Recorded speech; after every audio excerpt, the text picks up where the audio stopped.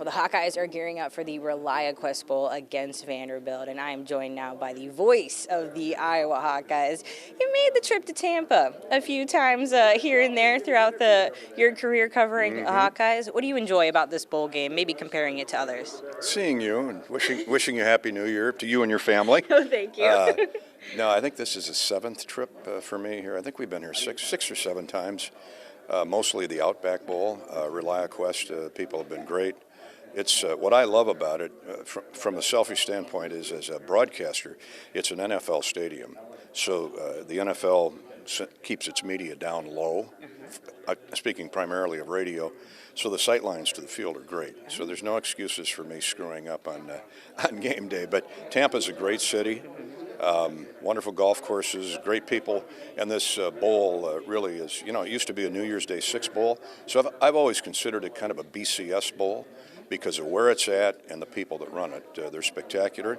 Big Ten versus SEC, doesn't get any better than that. Very true. Head coach Kirk Ferentz, he already, the Big Ten wins leader, but then now on Wednesday he could set the conference record for most career bowl wins. What do you think that milestone means for his career? I don't know that it does a whole lot for his career. Now, I'm speaking for Kirk Ferentz here. You know him. He could care less. He just wants to win the next game. He loves coaching. He has he's not entertained any thoughts of retiring soon. Now, it's a big deal. Is it as big as winning 206 back in September? Probably not. He's only 10 wins behind, I think it's 10 wins behind Woody Hayes for the all-time record for most Big Ten conference victories. And so he's going to be picking off record after record after record, Chelsie, as he moves through his Hall of Fame career. But it's a big deal. And it's a big deal to Iowa fans and the program. And, any kind of national exposure like the Hawkeyes are getting here this week is terrific for recruiting because we don't quite have the NIL budget that the Alabamas or the Ohio States have. Vanderbilt, obviously a 10-win team this season. They're looking to cap off their most successful season. What challenges does this team present for Iowa?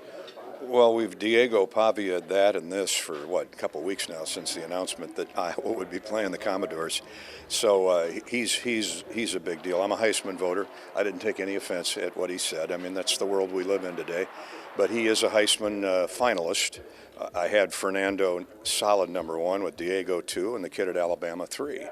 And, 3 quarterbacks, 3 really good quarterbacks. But he's most dangerous when he leaves the pocket. Yeah. And so all week long watching practice, they're going to try and keep a guy on each hip, as Kelvin Bell likes to say. We've got to keep a guy on each hip and keep him somewhat contained. You're not going to contain the guy. But what gets lost is their defense. They're giving up 103 yards rushing a game on the ground. That's top 10 in the country.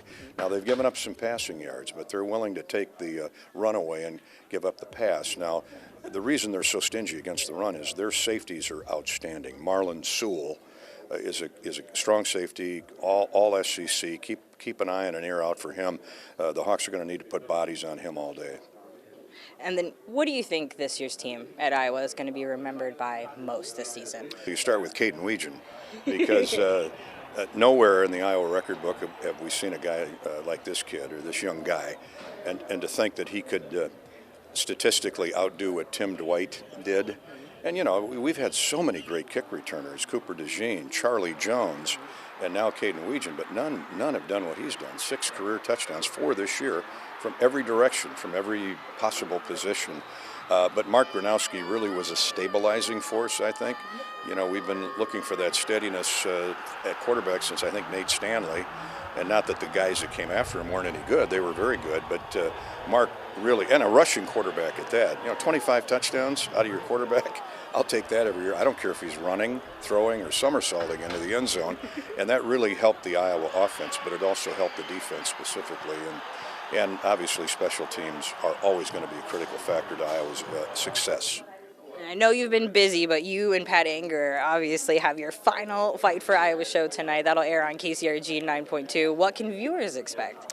Well, we're going to have a lot of guests. Gronowski, Tim Lester, Phil Parker, Caden Weegan, cast of thousands. I don't know how many of them will get in 90 minutes, but I'm glad you brought that up because I want to thank personally, as Learfield does, our friends at Channel 9.2 and your station in specific, because we've heard from people all over the state, at least certainly to the middle of the state and around eastern Iowa this year, about how much they enjoy not necessarily looking at our mugs, but how much they've enjoyed watching Coach as well as listening to him. And we've had great venues, and guys have done a great job, so thanks.